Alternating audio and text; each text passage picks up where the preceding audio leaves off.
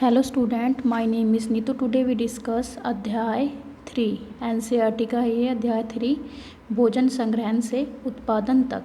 इसके बारे में हम आज पढ़ेंगे। Okay, let's start the class.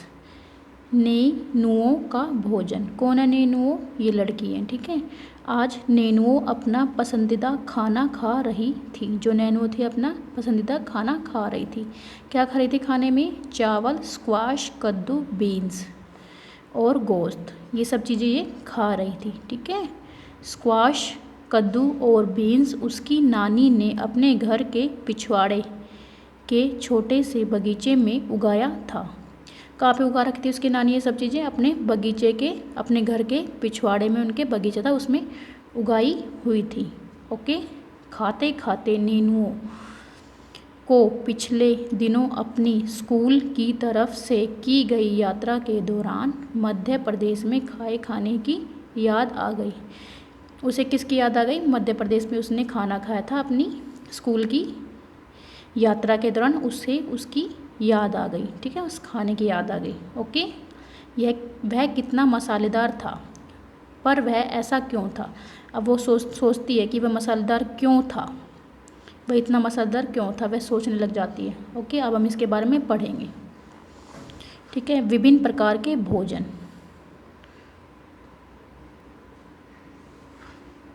आज हमें अपने भोजन का अधिकांश हिस्सा उगाई गई फसलों और पाले गए पशुओं से मिलता है। जो हमारा भोजन होता है, हम उसके लिए किस पर निर्भर रहते हैं?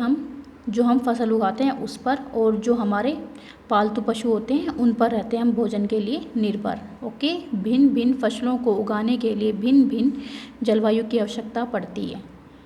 हमारा जो देश है उसमें अलग अलग फसलें उगाई जाती है, ठीक है, और उनके लिए अलग अलग मौसम की आवश्यकता होती है, ठीक है, फसलों को उगाने के लिए। जैसे धान की खेती के लिए गेहूँ या जौ, जो धान की खेती होती है उसके लिए गेहूँ या जौ की तुलना में ज़्यादा पानी की ज़रूरत पड़ती है, ठीक है। गेहूँ और जौ को कम पानी की ज़रूरत पड़ती है, जबकि धान जो है उसे ज़्यादा पानी की ज़रूरत पड़ती है। इसलिए हम देखते हैं कि किसान विशेष फसल विशेष क्षेत्रों में ही उगाते हैं। जो किसान होते हैं वो मतलब मीन्स जो फसल होती है वो अलग अलग मौसम में उगाते हैं और विशेष क्षेत्रों में उगती है। जैसे धान की जो फसल है वो विशेष क्षेत्रों में उगाई जाती है जहाँ पे उनके लिए अनुकूल जलवायु हो उस फसल के लिए उगाने की, ठीक है। यही नहीं, पशुओं को भी अपने अनुकूल वातावरण की आवश्यकता होती है। जो पशु होते हैं उन्हें भी अपने अनुकूल वातावरण की आवश्यकता होती है। उदाहरण के तौर पर हम देख सकते हैं कि सूखी और पहाड़ी जलवायु में मवेशियों की तुलना में भेड़ या बकरी अधिक सहजतापूर्वक जीवित रह सकते हैं। जो उदाहरण मतलब जो सूखी और पहाड़ी जलवायु है, कहाँ की? जहाँ पे पहाड़ वगैरह हैं, ठीक है, और वहाँ पे जो मवेशी हैं वो भेड़ बकरी की तुलना में सहजतापूर्वक जीवित रह सकते हैं। पर जैसा कि अब तुमने अध्याय 2 में पढ़ा है, स्त्री पुरुष ने अपने भोजन का उत्पादन हमेशा नहीं किया। अध्याय 2 में हमने क्या पढ़ा था? जो स्त्री पुरुष थे उन्होंने अपना भोजन का उत्पादन हमेशा नहीं किया, ये हमने पढ़ा था। वो प्राकृतिक फसलें थी, जैसे गेहूँ, जो ये प्राकृतिक रूप से उग जाते थे और उनसे वो अपना भोजन प्राप्त कर लेते थे। फिर बाद में उन्होंने इन फसलों को उगाना स्टार्ट किया था, ठीक है, नवपाषाण काल में। अब हम यहाँ से पढ़ते हैं खेती और पशुपालन की शुरुआत। अध्याय 2 में हमने पढ़ा कि दुनिया की जलवायु बदलती रही है, साथ ही लोग जिन वनस्पतियों और पशुओं का भोजन के रूप में इस्तेमाल करते थे वे भी बदलते रहे हैं, ठीक है। कि हमने अध्याय 2 में क्या पढ़ा था? जो दुनिया की जलवायु है वो बदलती थी। कब बदलती थी जलवायु? मध्यकाल में, ठीक है।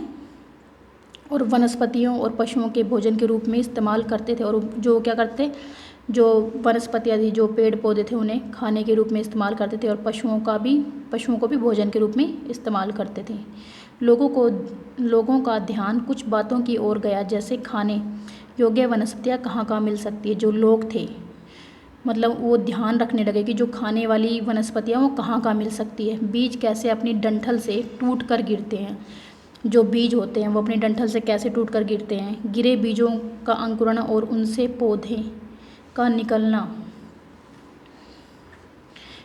आदि। ठीक है, इन चीज़ों का एक सब ध्यान रखते थे कि कौन से बीज के डंठल टूट के गिरते हैं। ठीक है, गिरे हुए बीजों का अंकुरण कब होता है, उनसे पौधे निकलने का समय, इन सब चीज़ की जानकारी रखने लग गए। ठीक है, ये इसी तरह उन्होंने पौधों की देखभाल करनी शुरू कर दी, और जो पौधे थे उनकी देखभाल करनी शुरू कर दी, उन्हें पानी देना स्टार्ट कर दिया ताकि उनसे उन्हें अनाज मिल सके। ठीक है, या खाने के लिए सब्जियां मिल सके।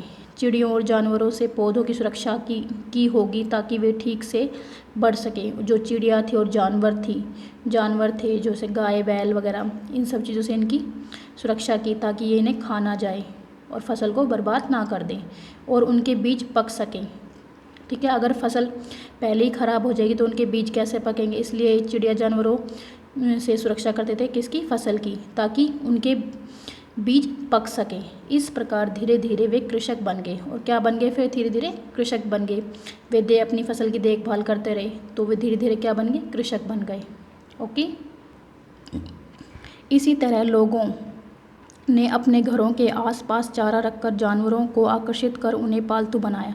और जो लोग थे वो क्या करते थे, चारा रख देते अपने घर के आसपास ताकि जानवर आ सके और उस चारे को खाए और उन्हें वो पालतू बना ले। ठीक है, सबसे पहले जिस जंगली जानवर को पालतू बनाया गया वह कुत्ते का जंगली पूर्वज था। सबसे पहले जो कुत्ता था उसे पालतू बनाया गया, वो कुत्ते का क्या था, जंगली पूर्वज था। धीरे धीरे लोग भेड़, बकरी, गाय और सूअर जैसे जानवरों को अपने घरों के नज़दीक आने को उत्साहित करने लगे। जो लोग थे वो क्या करते थे, जो भेड़ होगी, गाय होगी, सूअर होगी, इन सभी जानवरों को क्या करते थे, जैसे चारा वगैरह रख के अपने घर के पास उन्हें बुलाते थे आने के लिए, उत्साहित करते ताकि वो आकर्षित हो खाने के लिए और हमारे पास आए और हम इन्हें पालतू बना लें। ओके, ऐसे जानवर झुंड में रहते थे। जो ये सब जानवर थे कौन, बकरी, गाय, सूअर, ये सब क्या रहते थे, झुंड में रहते थे। भेड़, बकरी, गाय वगैरह ये झुंड में रहते थे और ज़्यादातर घास खाते थे। क्या खाते थे, घास खाते थे। अक्सर लोग अन्य जंगली जानवर के आक्रमण से इनकी सुरक्षा किया करते थे। और ये क्या करते थे, जब इन्हें पालतू बना लेते थे तो इनकी सुरक्षा करते थे, किनसे, दूसरे जंगली जानवरों से। और इस तरह धीरे धीरे वे पशुपालक बन गए और वो इन सब की सुरक्षा करने लगे, इन्हें जंगली जानवरों से बचाने लगे। ठीक है, इनके खाने पीने की देखभाल करने लगे, इनके घास वगैरह को समय पर देने लगे। इससे क्या बन गए, ये पशुपालक बन गए। जानवरों को पालतू बनाने लगे तो ये क्या बन गए, पशुपालक बन गए। अब आती है बसने की प्रक्रिया। ठीक है, कि लोगों ने कब बसना स्टार्ट किया। लोगों द्वारा पौधे उगाने और जानवरों की देखभाल करने को बसने की प्रक्रिया का नाम दिया गया। किसे बसने की प्रक्रिया का नाम दिया गया, पौधे उगाने और जानवरों की देखभाल करने के नाम को बसने की प्रक्रिया का नाम दिया गया। अपनाए गए ये पौधे तथा जानवर अक्सर जंगली पौधों तथा जानवरों से भिन्न होते थे। ठीक है, जो ये अपनाए गए पौधे हो या फिर जानवर हो, ये सब क्या होते थे, जंगली पौधों या जानवरों से भिन्न होते थे, अलग होते थे। इसकी वजह यह है कि बसने की प्रक्रिया की दिशा में अपनाए गए पौधे या जानवरों का लोग चयन करते थे। ठीक है, वो क्या करते थे, जो पौधे थे और जानवर थे इनका चयन करते थे कि हमें कौन सा पौधा चाहिए और कौन सा जानवर चाहिए। उदाहरण के तौर पर लोग उन्हीं पौधों तथा जानवरों का चयन करते हैं जिनके बीमार होने की संभावना कम थी। वो उन्हीं जो जानवर थे और उन्हीं पौधों का चयन करते थे जिनके जो पौधे थे वो ख़राब नहीं होते थे। ठीक है, उन्हीं पौधों को चयन करते थे और जानवर जो बीमार रहते उन जानवरों की ही जिन जानवरों को ही वो चयन करते थे। ठीक है, यही नहीं, लोग उन्हीं पौधों को चुनते हैं जिनसे बड़े दाने वाले अनाज पैदा होते। जो लोग क्या करते थे, उन्हीं पौधों को चुनते थे जिनसे बड़े दाने वाले अनाज पैदा होते, जैसे गेहूँ हो गया, ठीक है, मक्का हो गया, इनसे बड़े दाने वाले अनाज मिलते थे। इन्हीं पौधों का ये चयन करते थे। साथ ही जिनकी मजबूत डंठलें अनाज के पके दानों के भार को संभाल सके, और उनका ही ये चयन करते थे जिनके मजबूत डंठलें होती थी जो अनाज के भार को संभाल सके। ठीक है, ऐसे पौधों के बीजों को संभाल कर रखा जाता था। जो ऐसे पौधे थे उनके बीजों को रखा था, संभाल कर रखा जाता था। फिर से उगाने के लिए उनके गुण संरक्षित रह सके, ताकि क्या करते थे, इनके संभाल कर रखते थे ताकि इनके जो गुण है ना दोबारा से वैसी ही फसल हम प्राप्त कर सके, उसके लिए इनके बीजों को ये सुरक्षित रखते थे। ठीक है।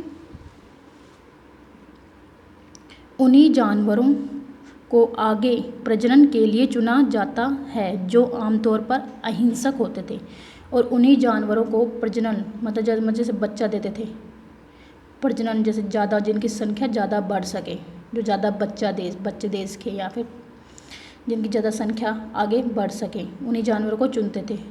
ठीक है। और ऐसे जानवरों को भी चुनते थे जो अहिंसक हो, जो मारते ना हो। ठीक है। उन जानवरों को चुनते थे।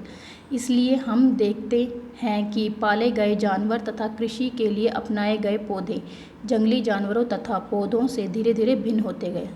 जैसे जैसे इन्होंने इनको पालना स्टार्ट किया, ठीक है, जानवरों को और पौधों की देखभाल करने लगे, तो ये अलग हो गए, किसे, जंगली जानवरों और जंगली पौधों से अलग अलग दिखने लगे, भिन्न दिखने लगे। मिसाल के तौर पर जंगली जानवरों की तुलना में पालतू जानवरों के दांत और सींग छोटे होते थे। ठीक है। ये उन्हीं जानवरों को और पालते थे जिनके दांत और सींग छोटे होते थे। ठीक है। ताकि वो उन्हें मार ना सके, इसीलिए इनको पालतू बनाते थे। अब हम पढ़ेंगे बसने की प्रक्रिया। ठीक है। बसने की प्रक्रिया पूरी दुनिया में धीरे धीरे चलती रही। जो बसने की प्रक्रिया थी मतलब पूरी दुनिया में धीरे धीरे चलती रही। यह करीब 12,000 साल पहले शुरू हुई। कब हुई बसने की प्रक्रिया की शुरुआत? 12,000 साल पहले। वास्तव में आज हम जो भोजन करते हैं वो इसी बसने की प्रक्रिया की वजह से है। ठीक है। जो आज हम गेहूँ, जो चावल वगैरह सब चीज़ खाते हैं, ये किसकी बदौलत हमें मिली है? बसने की प्रक्रिया की बदौलत मिली है हमें। ठीक है। कृषि के लिए अपनाई गई सबसे प्राचीन फसलों में गेहूँ तथा जौ आते हैं। ठीक है। सबसे प्राचीन फसलों में कौन से आते हैं? गेहूँ और जौ आते हैं। उसी तरह सबसे पहले पालतू बनाए गए जानवरों में कुत्ते के बाद भेड़ बकरी आते हैं। जैसे गेहूँ के बाद, गेहूँ और जौ के बाद फसलों के लिए फसलें आती। गेहूँ और जौ के बाद प्राचीन फसलें हैं ना, गेहूँ और जौ, इनके बाद क्या आते हैं? पालतू जानवर आते हैं। जैसे फर्स्ट में किसको अपनाया गया था? कुत्ते को। ठीक है। उसके बाद किसे पालतू बनाया? भेड़ बकरी को। ओके। एक नवीन जीवन शैली। ठीक है। अब हम इसके बारे में पढ़ें कि नवीन जीवन शैली के बारे में पढ़ेंगे। तुम किसी पौधे के बीज को बो कर देखो, तुम पाओगे कि इसे विकसित होने में कुछ वक्त लगता है। जब हम बीज को बोते हैं या बीज को उगाते हैं, नीचे डालते हैं मिट्टी के अंदर, तो उसे मतलब विकसित होने में कुछ समय लग जाता है। इसमें कुछ दिन, महीने या फिर साल तक लग सकते हैं। कई पौधे होते हैं बहुत जल्दी उग जाते हैं, कईयों में बहुत साल या महीने भी लग जाते हैं। ठीक है। कई कुछ दिन में उग जाते हैं। इसलिए जब लोग पौधे उगाने लगे तो उनकी देखभाल के लिए उन्हें एक जगह पर लंबे समय तक रहना पड़ा। ठीक है। तो लोगों ने क्या किया, जब वो पौधे उगाने लगे और उनकी देखभाल करने लगे तो लोगों को एक जगह पर लंबे समय तक रुकना पड़ा। बीज बोने से लेकर फसलों को पकने तक, ठीक है, बीज बोते थे, फिर उनके फसलों के पकने तक का इंतज़ार करते थे। ठीक है। पौधों की सिंचाई करने के लिए जो फिर पौधों की सिंचाई करते थे वो, ठीक है, खरपतवार हटवाने, जानवरों और चिड़ियों से उनकी सुरक्षा करने जैसे बहुत से काम शामिल थे। ठीक है। इनमें कौन कौन से काम शामिल थे? उनके लंबे समय तक एक जगह रुकने में, फसलों को पकने तक, ठीक है, पौधों की सिंचाई करने, खरपतवार हटाने और जानवरों और चिड़िया से उनकी सुरक्षा करने के काम शामिल थे। ठीक है। कटाई के बाद अनाज का उपयोग बहुत संभाल कर करना पड़ता था। जो जब फसल को काटा जाता था, ठीक है, जब तक उस फसल को ना निकाला जाए तब तक उसका बहुत ही ध्यान रखते थे। अनाज को भोजन और बीज दोनों ही रूपों में बचा कर रखना आवश्यक था। जो अनाज था उसे बीज के रूप में भी और दोनों के रूप में बचा कर रखना, भोजन के रूप में बचा कर रखना बहुत ही ज़्यादा आवश्यक था। इसलिए लोगों को इसके भंडारण की बात सोचनी पड़ी। फिर लोग क्या करने लगे? इसका भंडारण करने लगे, उसके बारे में सोचने की हम भंडारण कैसे करें। ठीक है। बहुत से इलाकों में लोगों ने मिट्टी के बड़े बड़े बर्तन बनाए, टोकरियाँ बनी या फिर ज़मीन में गड्ढा खोदा। ठीक है। उन्होंने क्या किया? बहुत से इलाकों में क्या किया उन्होंने? मिट्टी के बड़े बड़े बर्तन बनाए, ठीक है, टोकरियाँ बनाई या फिर गड्ढा खोदकर अनाज को दबा दिया उसके अंदर, ताकि वो उसे सुरक्षित रख सके। जानवर चलते फिरते खाद्य भंडार। ठीक है। अब हम इसके बारे में पढ़ेंगे कि जानवर चलते फिरते खाद्य भंडार कैसे हैं। ठीक है। जानवर बच्चे देते हैं जिससे उनकी संख्या बढ़ती है। जो जानवर होते हैं वो क्या करते हैं, बच्चे देते हैं जिससे उनकी संख्या बढ़ती है, और बच्चे देंगे तो उनकी संख्या बढ़ेगी। अगर जानवरों की देखभाल की जाए तो उनकी संख्या तो बढ़ती ही है, साथ ही उनसे दूध भी प्राप्त हो सकता है। अगर जानवर की हम अच्छे से देखभाल करें तो उनकी संख्या भी बढ़ती है और उनसे हमें ज़्यादा दूध भी प्राप्त होता है, जो भोजन का एक अच्छा स्रोत है। ठीक है, दूध क्या है, भोजन का एक अच्छा स्रोत है। यही नहीं, जानवरों से हमें मांस भी मिलता है, इनसे। दूसरे शब्दों में पशुपालन भोजन के भंडारण का एक तरीका है। ठीक है, जो पशुपालन है भोजन के भंडारण का एक सबसे अच्छा तरीका है। शुरुआती कृषकों और पशुपालकों के होने के साक्ष्य मिले हैं। ये पूरे उपमहाद्वीप में पाए गए जो कृषक हैं और पशुपालक हैं। ठीक है, जस्ट सेकंड, शायद मैंने पेज छोड़, हम यहाँ से पढ़ते हैं, ये पेज छूट गया था। ठीक है, आओ आरंभिक कृषकों और पशुपालकों के बारे में पता करें। ठीक है, अब ये कह रहा है कि हम आरंभिक कृषकों और पशुपालक के बारे में पता करते हैं। ठीक है, क्वेश्चन कर रहे हैं। मानचित्र 2 संख्या 14 देखो। ठीक है, मानचित्र 2 जो पीछे वाला चैप्टर था, ठीक है, उसमें मानचित्र था। अब हम उसमें चलते हैं। ठीक है, देखिए ये नीले रंग का, यहाँ पे देखिए ये वर्ग है नीले रंग का। ठीक है, नवपाषाणिक पुरास्थल जिसमें लिखा हुआ है। अब हम देखते हैं इसके बारे में। ठीक है, कहाँ कहाँ पे ले हैं पशुपालक और कृषकों के साक्ष्य। जैसे ये है पुरजहोम, ये आधुनिक कश्मीर में है। ये चिरांद है, ये कोल्डिवा महागाड़ा। ठीक है, दाउजोली हेडिंग, और ये देखिए हुल्लूर पयम्पली। ठीक है, ये सब नवपाषाणिक पुरास्थल है। ठीक है, यहाँ पे क्या मिले हैं, कृषकों और पशुपालकों के साक्ष्य मिले हैं। ठीक है, अब हम अपने पेज पे वापस चलते हैं।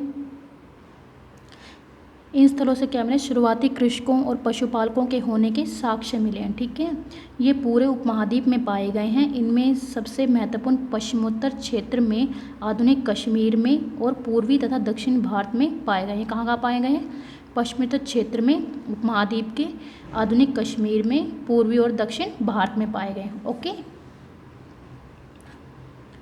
वास्तव में ये निर्दिष्ट स्थान कृषकों और पशुपालकों की बस्तियां थी। ये क्या थी, बस्तियां थी इनकी, कृषकों और पशुपालकों की। ठीक है, जहाँ पे ये लोग रहते थे या नहीं, और नहीं भी हैं। इसे जांचने के लिए वैज्ञानिक खुदाई में मिले पौधे और पशुओं की हड्डियों के नमूनों का अध्ययन करते हैं। ठीक है, जो वैज्ञानिक हैं, ठीक है, वो भी श्योर नहीं है कि यहाँ पे मिली है। इसके लिए क्या करते हैं वैज्ञानिक, पौधे और पशुओं की हड्डियों के नमूनों का अध्ययन करते हैं, ताकि इससे पता लगा सकें कि ये वो जो पशुपालक कृषक थे उनकी ये बस्तियां थी। ठीक है, इनमें से सबसे रोचक जले हुए अनाज के दानों के अवशेष हैं। ठीक है, सबसे रोचक क्या है, जले हुए अनाज के दानों के अवशेष मिले हैं। ऐसा लगता है कि ये गलती से या फिर जानबूझकर जलाए गए होंगे। ठीक है, ये गलती से जलाए होंगे या फिर जानबूझकर जलाए गए होंगे। वैज्ञानिक इन अनाज के दानों की पहचान कर सकते हैं। इस तरह हमें पता चलता है कि इस उपमहाद्वीप के विभिन्न भागों में बहुत सारी फसलें उगाई जाती रही होगी। ठीक है, अब ये कहना चाह रहा है कि जो वैज्ञानिक थे वो ही इन सब चीज़ों के बारे में पता लगा सकते हैं, और उपमहाद्वीप के विभिन्न भागों में बहुत सारी फसलें उगाई जाती थी। ठीक है, वो पता लगा सकते हैं इन सब चीज़ों के बारे में अध्ययन करके। वैज्ञानिक विभिन्न जानवरों की हड्डियों की भी पहचान कर सकते हैं। जो वैज्ञानिक है वो जानवरों की हड्डियों की भी पहचान कर सकते हैं, जिससे हम पता लगा सकते हैं कि जो बस्तियां थी वो कृषक और पशुपालक की थी या नहीं। ओके, नीचे की तालिका में तुम यह जान सकती हो कि कहाँ कहाँ अनाजों और पालतू जानवरों की हड्डियों के अवशेष मिले। अब हम हड्डियों के अवशेष और पुरास्थल के बारे में पढ़ेंगे जो हमें यहाँ से मिले हैं। ठीक है, स्टार्ट करते हैं हम। अनाज और हड्डियाँ। ठीक है, यहाँ है पुरास्थल। अनाज और हड्डियाँ मिली हैं, गेहूँ, जौ, भेड़, बकरी, मवेशी। ठीक है, अनाज और हड्डियाँ किसके मिले हैं, ठीक है, इन सब चीज़ों के मिले हैं। ठीक है, अनाज मिले हैं गेहूँ, जौ, भेड़, बकरी, मवेशी, इनकी हड्डियाँ मिली हैं। ये कहाँ से मिली है, मेहरगढ़, जो कहाँ पे, आधुनिक पाकिस्तान में है। चावल, जानवरों की हड्डियों के टुकड़े। ठीक है, ये कहाँ से मिले, कोल्डिवा, आधुनिक उत्तर प्रदेश से मिले हैं। चावल, मवेशी, मिट्टी पर खुरों के निशान, ये कहाँ से मिले, महागाड़ा, आधुनिक उत्तर प्रदेश में है। गेहूं और दलहन, गुफकराल, आधुनिक कश्मीर, गुफकराल कहाँ पे, आधुनिक कश्मीर में है, यहाँ से मिले हैं ये अवशेष। गेहूं और दलहन, कुत्ते, मवेशी, भैंस, भेड़, बकरी, ये कहाँ से मिले हैं? बुर्ज होम, जो आधुनिक कश्मीर में है। गेहूं, हरे चने, जो, भैंस, बैल, ये कहाँ से मिले हैं? चिरांद, आधुनिक बिहार। चिरांद कहाँ पे? आधुनिक बिहार में है। ज्वार, बाजरा, मवेशी, भेड़, बकरी, सूअर, ये कहाँ से मिले? हुल्लूर, आधुनिक आंध्र प्रदेश से। ठीक है। काला चना, ज्वार, बाजरा, मवेशी, भेड़, सूअर, ये कहाँ से मिले? पय्यमपल्ली, आधुनिक आंध्र प्रदेश से। ठीक है। अब ये कहना चाह रहा है कि जिन जगहों पर अनाज तथा हड्डियों के अवशेष मिले हैं, ये उनमें से सिर्फ कुछ ही है। मतलब ये जहाँ पे मिले हैं ये सब चीज़ें, ये कुछ ही दिखाई हुई है इस तालिका में। ठीक है। अब हम आगे बढ़ते हैं स्थायी जीवन की ओर। ठीक है। स्थायी जीवन के बारे में पढ़ेंगे। पुरातत्वविदों को कुछ पुरास्थलों पर झोपड़ियों और घरों के निशान मिले हैं। ठीक है। पुरास्थल से क्या मिले? झोपड़ियों और घरों के निशान मिले हैं। जैसे कि बुर्ज होम, वर्तमान कश्मीर में लोग गड्ढे के नीचे घर बनाते थे। जो बुर्ज होम है वहाँ पे क्या करते थे लोग? वर्तमान गड्ढों के नीचे घर बनाते थे, जिन्हें गर्तावास कहा जाता है। जो लोग मिट्टी के गड्ढे के नीचे घर बनाकर रहते थे उन्हें गर्तावास कहा जाता था। इनमें उतरने के लिए सीढ़ियाँ होती थी। क्या होती थी इनमें उतरने के लिए? सीढ़ियाँ होती थी। इससे उन्हें ठंड के मौसम में सुरक्षा मिलती थी। क्या मिलती थी? इन्हें ठंड के मौसम में सुरक्षा मिलती थी। पुरातत्वविदों को झोपड़ियों के अंदर और बाहर दोनों ही स्थानों पर आग जलाने की जगह मिली है। क्या लगता था इससे? झोपड़ियाँ और जो आग जलाने के साक्ष्य मिले। कहाँ पे मिले? इन्हें घर के बाहर मिले हैं जहाँ पे ये रहते थे। ठीक है। ऐसा लगता है कि लोग मौसम के अनुसार घर के अंदर या बाहर खाना पकाते हैं। जो लोग थे वो क्या करते थे? घर के बाहर या अंदर खाना बनाते थे मौसम के अनुसार। बहुत सारी जगहों से पत्थर के औजार भी मिले। बहुत सारी जगह जहाँ से हमें क्या मिले? पत्थरों के औजार मिले। इनमें से कई ऐसे हैं जो पाषाणयुगीन उपकरणों से भिन्न है। ठीक है। जो मतलब बहुत से औजार हैं वो किससे भिन्न है? पाषाणयुगीन उपकरणों से भिन्न है, इसलिए इन्हें नवपाषाण युग माना गया है। ठीक है। इसलिए इन्हें नवपाषाण युग माना गया है। ठीक है। क्योंकि ये भिन्न थे इनसे। इनमें वे औजार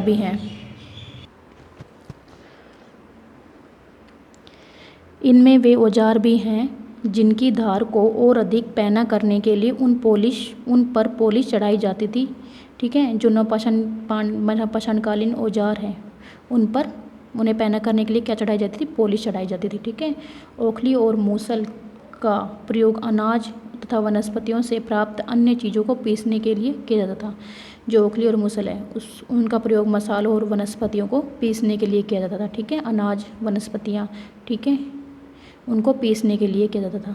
आज हजारों साल बाद भी ओखली और मूसल का प्रयोग अनाज पीसने के लिए किया जाता है। ठीक है। हजारों साल भी बाद आज भी हम क्या करते हैं? ओखली और मूसल से अनाज पीसते हैं। बट अब ऐसा नहीं करते, पहले करते थे हम। इसी तरह प्राचीन प्रस्तरयुगीन औजारों का निर्माण और प्रयोग लगातार होता रहा। ठीक है। जो प्रस्तरयुगीन थे औजार थे उनका निर्माण और प्रयोग लगातार होता रहा। कब? प्राचीन काल में। कुछ औजार हड्डियों से भी बनाए जाते थे। कुछ औजार थे वो किससे बनाए जाते थे? हड्डियों से बनाए जाते थे।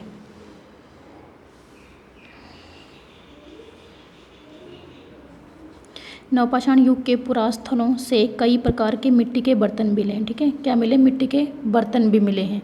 कभी कभी इन पर अलंकरण भी किया जाता था। ठीक है। इन पर मतलब चित्र भी बनाए जाते थे। अलंकरण मतलब कुछ बनाना। ठीक है। बर्तनों का उपयोग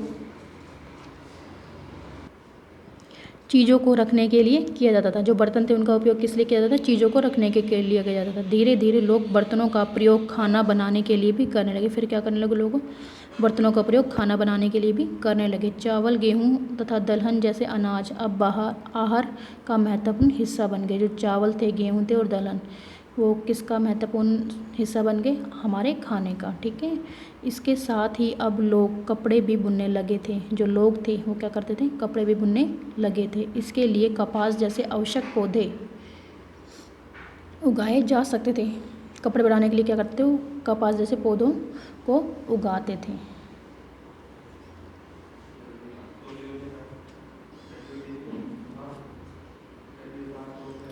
क्या ये परिवर्तन हर जगह एक साथ ही आ गए होंगे? ठीक है। अब ये क्वेश्चन करके क्या ये परिवर्तन हर जगह एक साथ ही हुए होंगे, ठीक है, ऐसी बात नहीं है। एक तरफ जहाँ कई जगहों पर स्त्री पुरुष शिकार और भोजन संग्रह करने का काम करते थे, वहीं अन्य लोगों ने हजारों सालों के दरमियान धीरे धीरे खेती और पशुपालन को अपना लिया। बहुत से लोग थे जो भोजन संग्रह करते थे, स्त्री पुरुष, ठीक है, शिकार करते थे। वहीं पे दूसरी जगह क्या करते थे, लोगों ने खेती और पशुपालन करना शुरू कर दिया था, ठीक है। बहुत जगह लोग मौसम के मुताबिक बदल बदल कर अपनी जीविका चलाया करते थे, ठीक है। जो लोग थे वो मौसम के मुताबिक, जैसे जो फसल उगाते थे वो क्या करते थे, किसी मौसम में कोई फसल उगती थी, ठीक है, दूसरे मौसम में दूसरी फसल उगती थी, उससे क्या करते थे, वो अपनी जीविका चलाते थे, ठीक है, फसलों को बदल बदल कर मौसम के मुताबिक। अन्य रीति रिवाज, पुरातत्वविद बहुत स्पष्ट रूप से इस बारे में कुछ नहीं कह सकते। जो पुरातत्वविद है वो स्पष्ट रूप से इसके बारे में कुछ नहीं कह सकते, ठीक है। विद्वानों ने ऐसे किसानों का अध्ययन किया है, इनमें प्राय कृषक पशुपालक समूह में रहते थे, ठीक है। जो विद्वान हैं, जो विद्वानों ने किसानों का अध्ययन किया, ठीक है, जो कृषक और पशुपालक के समूह में रहते थे। कहाँ रहते थे, समूह रहते, जिन्हें क्या कहा जाता, जनजाति कहा जाता था। विद्वानों ने पाया है कि ये लोग कुछ ऐसे रीति रिवाज को मानते हैं जो संभवतः पहले से ही प्रचलित थी। जो ये लोग थे ये ऐसे रीति रिवाजों को मानते जो पहले से ही प्रचलित थे।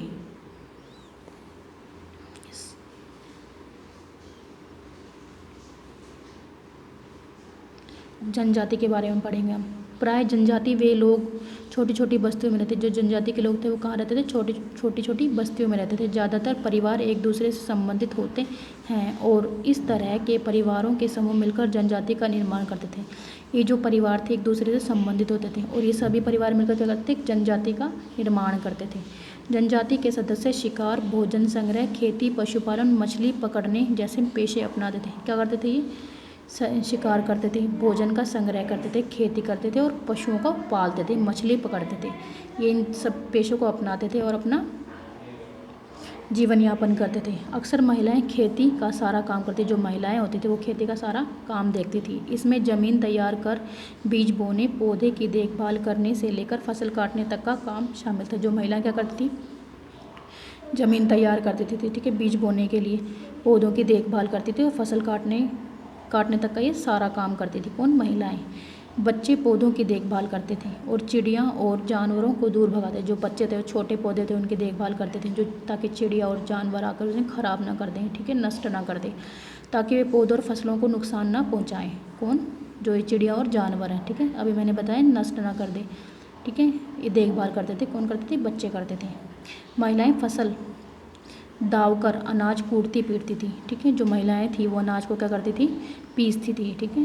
पुरुष आमतौर पर पशुओं के बड़े बड़े झुंडों को चराते थे। जो पशु थे जैसे भेड़, बकरी, गाय वगैरह, इनको क्या करते थे, चराते थे, ठीक है, बड़े बड़े झुंडों में। जबकि बच्चे छोटे झुंडों को, ठीक है, जो बच्चे होते वो छोटे झुंडों को चराते थे। यहाँ जानवरों की सफाई तथा दूध निकालने का काम स्त्री पुरुष दोनों मिलकर करते थे, ठीक है। जो जानवरों की साफ़ सफाई, ठीक है, उनसे दूध निकालने का काम दोनों करते थे। कौन, स्त्री और पुरुष मिलकर करते थे। उसी तरह दोनों मिलकर बर्तन बनाने, टोकरियां बुनने, औजार तथा झोपड़ियां बनाने का काम भी साथ साथ करते थे, ठीक है। ये सब में कौन कौन से काम करते थे मिलकर, स्त्री पुरुष, बर्तन बनाने का, टोकरियां बुनने का, औजार और झोपड़ियां बनाने का काम करते थे। गाना, नाच, घरों की सजावट भी उनकी ज़िंदगी का एक अहम हिस्सा थी, ठीक है। अपने घरों में गाना करते थे, नाच वगैरह करते थे, ठीक है, घरों को सजाते थे, ये भी इनकी ज़िंदगी का क्या था, अहम हिस्सा था। कुछ व्यक्तियों को नेता मान लिया जाता था। वे अनुभवी वृद्ध व्यक्ति, नौजवान योद्धा या फिर पुरोहित हो सकते थे। कुछ व्यक्ति को ये क्या करते थे, नेता मानते थे, ठीक है। और उनमें से ये मतलब वो वृद्ध व्यक्ति भी हो सकता था, नौजवान योद्धा भी हो सकता या पुरोहित भी हो सकता था। वयस्क महिलाओं को भी उनके ज्ञान और अनुभव के लिए विशेष सम्मान दिया जाता। जो वयस्क महिला थी, जवान महिलाएँ थी, ठीक है, उन्हें उनके ज्ञान और अनुभव के आधार पर उन्हें विशिष्ट सम्मान दिया जाता था। जनजातियों की सांस्कृतिक परंपराएं बहुत समृद्ध तथा विशिष्ट थी। जो जनजाति थी उनकी सांस्कृतिक परंपराएं क्या थी, समृद्ध और विशिष्ट थी, ठीक है। इनमें उनकी भाषाएं, संगीत, कहानियां तथा चित्रकारी भी शामिल थी। क्या क्या शामिल था इसमें, उनकी भाषा थी, संगीत था, कहानियाँ थी और चित्रकारी शामिल थी। उनके अपने देवी देवता होते थे, ठीक है। जो जनजाति थे उनके अलग ही देवी देवता होते थे। जमीन, जंगल, घास के मैदान तथा पानी पूरे कुनबे की संपत्ति मानी जाती। जो जमीन थी, जंगल थे और घास के मैदान थे, वो मतलब पूरे जनजाति होती है उसकी संपत्ति मानी जाती थी। ठीक है, जिनका उपयोग सभी एक साथ करते थे। ठीक है, सभी एक साथ करते थे इन सब चीज़ों का उपयोग। इनमें गरीब और अमीर के बीच कोई खास अंतर नहीं होता था। जो जनजाति थी उसमें अमीर और गरीब को इतना महत्व नहीं दिया जाता था। इसलिए जनजाति समाज अन्य समाजों से भिन्न होते हैं। इन अन्य समाजों के बारे में तुम आगे पढ़ोगे। ठीक है, हम इनके बारे में आगे पढ़ेंगे। ठीक है, ये अन्य समाजों से भिन्न होते थे, अलग होते थे, इनके बारे में हम आगे पढ़ेंगे। अब हम पढ़ते हैं सूक्ष्म निरीक्षण। ठीक है, मानचित्र 2 पृष्ठ 14 में मेहरगढ़ ढूंढो। ठीक है, अब हम मेहरगढ़ को ढूंढते हैं, कहाँ पे मेहरगढ़। ठीक है, हम थोड़ा सा पढ़ लेते हैं पहले इसके बारे में। यह ईरान जाने वाले सबसे महत्वपूर्ण रास्ते बोलन दर्रे के पास एक हरा भरा समतल स्थान था। क्या था ये? मेहरगढ़ ईरान जाने के रास्ते में एक महत्वपूर्ण हरा भरा समतल मैदान था। कहाँ पे था ये? बोलन दर्रे के पास। मेहरगढ़ संभवतः वह स्थान है जहाँ स्त्री पुरुषों ने इस इलाके में सबसे पहले जो गेहूँ उगाना, भेड़ बकरी पालना स्टार्ट किया। ठीक है, अब हम देखते हैं मेहरगढ़ को मानचित्र 2 में पृष्ठ 14 में। ये देखिए, ये है मेहरगढ़। ठीक है, यहाँ पे स्त्री पुरुष ने क्या किया था? सबसे पहले गेहूँ और जो फसल उगाना स्टार्ट किया था। ठीक है, जो सुलेमान और किरथार के हिल्स थे वहाँ पे, जो हमने फर्स्ट चैप्टर में पढ़ा था उसमें ये सब बताया गया था। ठीक है, यहाँ पे इन्होंने भेड़ बकरी और अन्य पालतू जानवरों को पालना स्टार्ट किया था। ठीक है, मेहरगढ़ में। कहाँ पे? मेहरगढ़ में पहली बार। ओके, अब हम अपने पेज पे वापस चलते हैं। तो क्या कहता है लोगों ने मेहरगढ़ में। ठीक है, मेहरगढ़ में जानवरों को पालतू बनाना स्टार्ट किया था और फसल उगाना स्टार्ट किया था। किसने? स्त्री पुरुषों ने। ठीक है, अब हम यहाँ गांव के बारे में पढ़ते हैं। गांव की यह विशेषता है कि वहाँ रहने वाले अधिकांश लोग भोजन उत्पादन में लगे होते थे। ठीक है, जो गांव के लोग थे उनकी विशेषता थी कि वो मतलब भोजन उत्पादन में लगे रहते थे, कुछ ना कुछ करते रहते थे। ठीक है, भोजन उत्पादन के तरीके, नए तरीके अपनाते रहते थे। ठीक है, अब हम पढ़ते हैं यहाँ खुदाई में सबसे पहले किस तरह से पुरातत्वविदों को विभिन्न प्रकार के जानवरों की हड्डियाँ मिली है। ठीक है, जो खुदाई की थी उन्होंने नए स्तर पर उन्हें क्या मिली? विभिन्न प्रकार की हड्डियाँ मिली है। इनमें हिरण तथा सूअर जैसे जंगली जानवरों की हड्डियाँ भी शामिल है। क्या क्या शामिल है इसमें? हिरण, सूअर और जंगली जानवरों की हड्डियाँ शामिल हैं। इसके बाद किस तरह से भेड़ और बकरियों की हड्डियाँ ज़्यादा मिली। ठीक है, जो पहला स्तर था उसमें क्या मिले इन्हें? हिरण, सूअर और अन्य जंगली जानवरों की हड्डियाँ मिली। फिर बाद के स्तर में क्या मिले इन्हें? भेड़ बकरियों की हड्डियाँ ज़्यादा मिली है।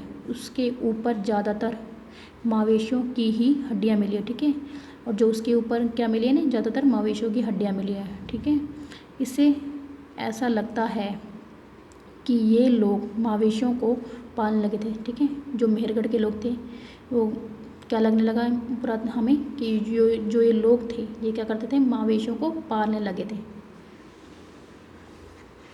मेहरगढ़ में इसके अलावा चौकोर और तथा आयताकार घरों के अवशेष भी मिले हैं। ठीक है, मेहरगढ़ में क्या मिले हैं? चौकोर और आयताकार घरों के हमें अवशेष मिले हैं। प्रत्येक घर के 4 या उससे ज़्यादा कमरे हैं। ठीक है, प्रत्येक घर में 4 या उससे ज़्यादा कमरे होते थे, जिनमें से कुछ संभवतः भंडारण के काम आते थे। जिनमें कुछ में क्या कहता है? भंडारण किया जाता था, जैसे अनाज वगैरह का भंडारण कर लिया। ठीक है, इन कमरों में भंडारण किया जाता था।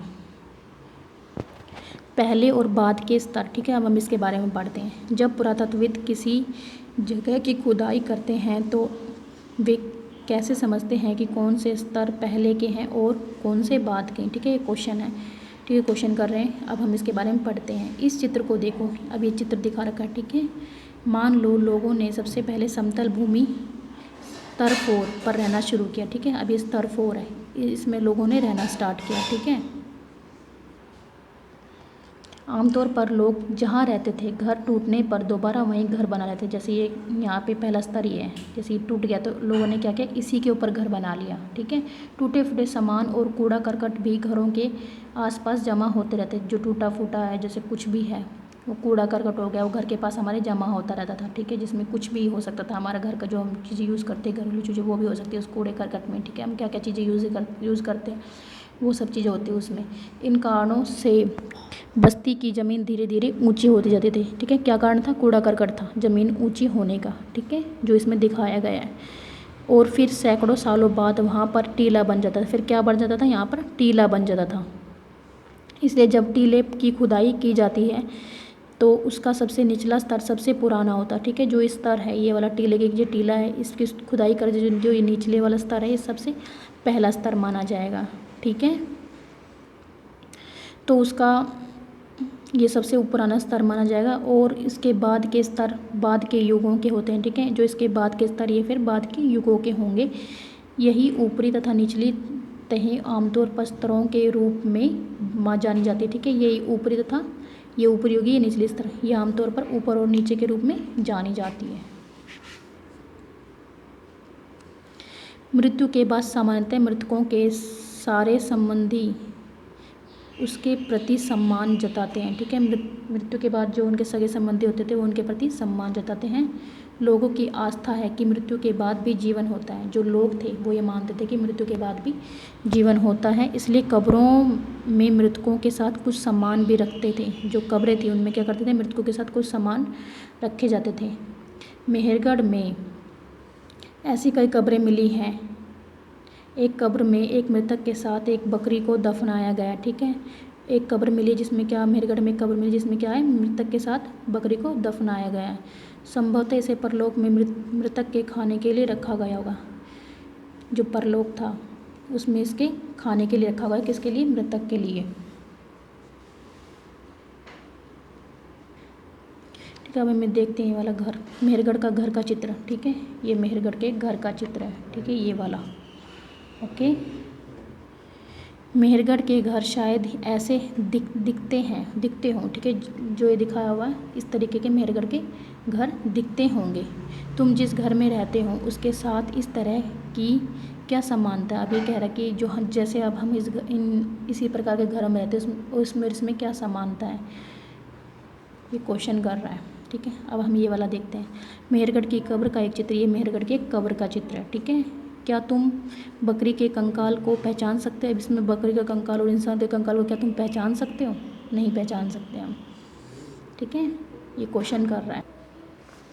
दाउजोली हेडिंग मानचित्र 2 पृष्ठ 14 में दाउजोली हेडिंग ढूंढो। अब हम दाउजोली हेडिंग मानचित्र 2 में हम पृष्ठ 14 में दाउजोली हेडिंग ढूंढते हैं, ठीक है। हम देखते हैं मानचित्र, ओके।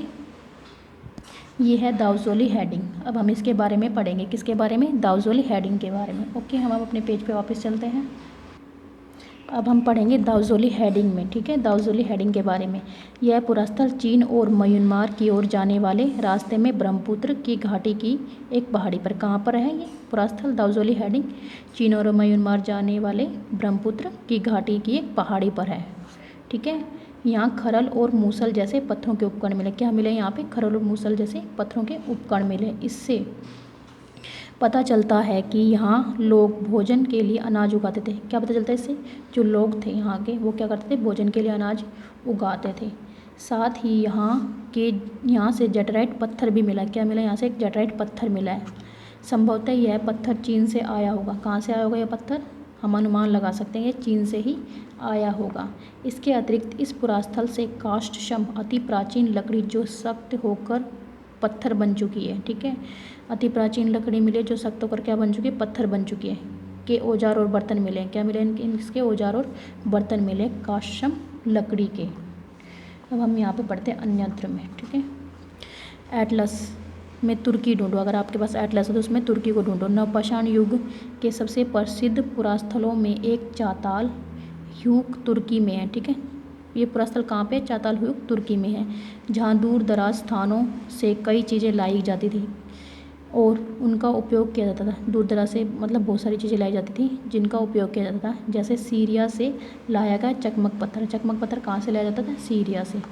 लाल सागर की कोड़ियाँ, लाल सागर की फेमस क्या थी, कोड़ियाँ थी। तथा भूमध्य सागर की सीपें, और भूमध्य सागर से क्या लाई जाती थी, सीपें लाई जाती। ध्यान रहे कि उस समय तक पहिए वाले वाहन का विकास नहीं हुआ था, कि मतलब जो पहिए वाले वाहन थे उसका विकास नहीं होता था। लोग सामान खुद या जानवरों की पीठ पर लाद कर ले जाया करते थे। जो जानवर थे उनकी पीठ पर ये सामान लाया जाता था, ठीक है, लाद कर, ओके। अब हम थोड़ा सा ये इसकी महत्वपूर्ण तथ्य देख लेते हैं। तिथियाँ, यह इसकी महत्वपूर्ण तिथियाँ। बसने की प्रक्रिया का आरंभ लगभग 12,000 साल पहले। मेहरगढ़ में बस्ती का आरंभ लगभग 8,000 साल पहले। ठीक है, इसकी महत्वपूर्ण तिथि है। आज की क्लास यहीं पे समाप्त होती है। मेरे चैनल को लाइक कीजिए, सब्सक्राइब कीजिए एंड शेयर कीजिए। Thank you so much.